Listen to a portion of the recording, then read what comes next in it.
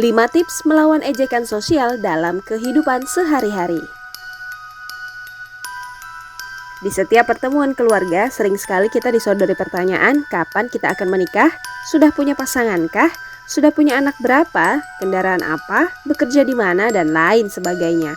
Alih-alih karena peduli, terkadang pertanyaan tersebut hanya untuk membuktikan eksistensi seseorang saja dan menjadi bahan tertawaan di tengah keluarga.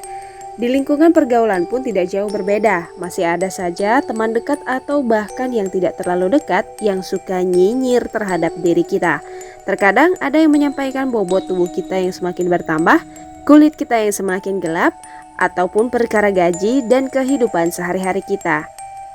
Tak pelak, ini juga terjadi pada pasangan kita, semisal istri dan anak-anak kita. Tak jarang juga masih ada banyak orang yang tidak memiliki empati serta sopan santun dalam mengomentari segala hal terkait kehidupan orang lain.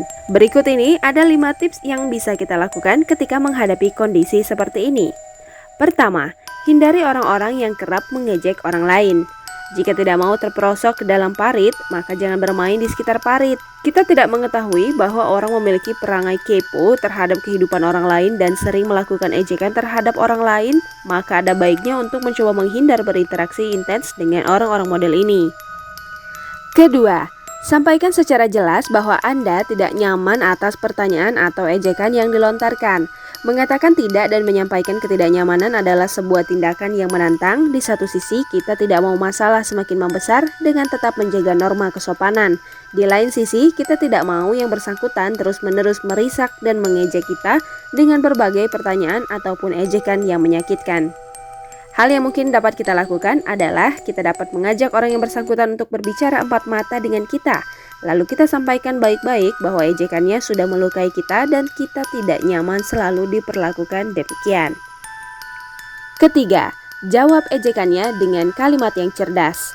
Maksudnya adalah jika seseorang dengan intensi buruk terus-terusan menyerang kita dengan umpatan ataupun ejekan, apalagi di muka umum, kita dapat menghentikannya dengan mengeluarkan kalimat-kalimat yang justru membuat dia seperti terserang bumerang. Semisal saja ada yang mengejek, "Wah, kamu sekarang gendut banget ya, lebar banget badannya, kayak kuda Nil."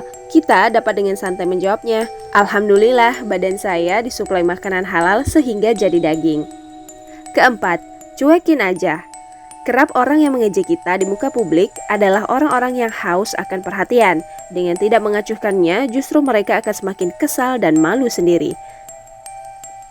Kelima, laporkan pada pihak berwenang. Pada derajat dan kondisi tertentu bisa jadi ejekan sudah sangat parah dan membahayakan. Untuk itu, perlu bagi kita untuk melaporkan orang tersebut kepada pihak-pihak berwenang. Semisal, jika hal tersebut terjadi di dunia kerja, maka kita dapat melaporkannya ke HRD.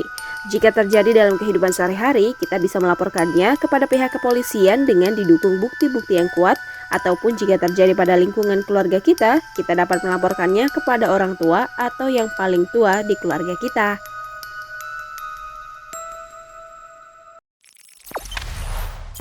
Jangan lupa subscribe, share, komen, dan like ya!